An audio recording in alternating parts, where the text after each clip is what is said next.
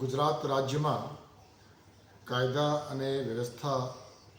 વધુ સુદૃઢ બને અને લોકોમાં શાંતિ અને સુરક્ષાની વધુ અનુભૂતિ થાય તે માટે ગુજરાત પોલીસ તરફથી એક હોલ ઓફ ગવર્મેન્ટ એપ્રોચના માધ્યમથી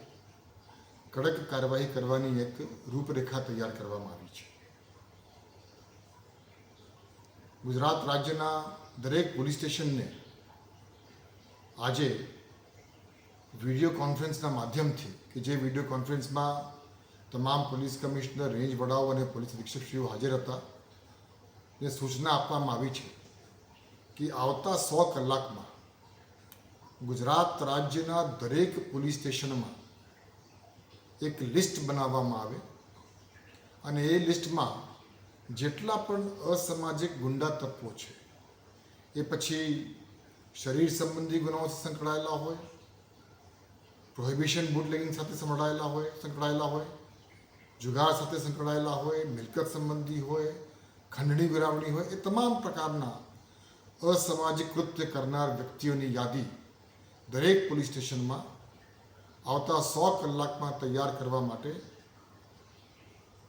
સૂચના દરેકને આપવામાં આવી છે. 100 કલાકની અંદર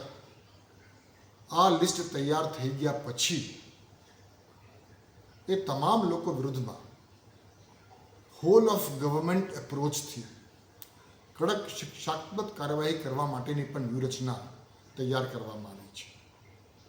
આવા અસામાજિક ગુંડા તત્વો જો કોઈ ગેરકાયદેસર બાંધકામ કર્યું હોય, સરકારી જમીન ઉપર એન્ક્રોચમેન્ટ કર્યું હોય, ગેરકાયદેસર વીજ કનેક્શન લીધા હોય, ભાડુઆતના નોટિફિકેશનનું પાલન નહીં કર્યું હોય, અગાઉ ગુનામાં પકડાયા હોય, જામીન મળી હોય, જામીન રદ ન થયા હોય તો જામીન રદ કરવા માટેની એ તમામ પ્રકારની અલગ અલગ પ્રકારની કાર્યવાહી પોલીસ એમની રીતે અને સ્થાનિક મ્યુનિસિપલ કોર્પોરેશન કે નગરપાલિકા કે ગ્રામ પંચાયતને સાથે રાખીને કડકમાં કડક પગલાં લેવા માટે આજે દરેકને સૂચના આપવામાં આવી છે. ગુજરાત પોલીસ કોઈપણ અસામાજિક કૃત્યને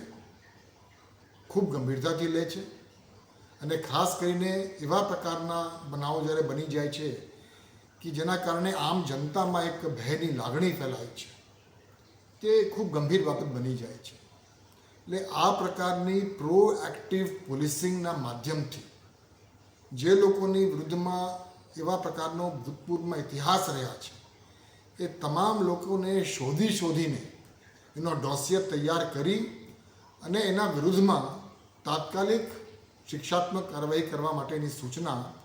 આજ રોજ વિડીયો કોન્ફરન્સના માધ્યમથી દરેક પોલીસ કમિશનર, દરેક રેન્જ વડા અને દરેક પોલીસ અધિક્ષકશ્રીઓને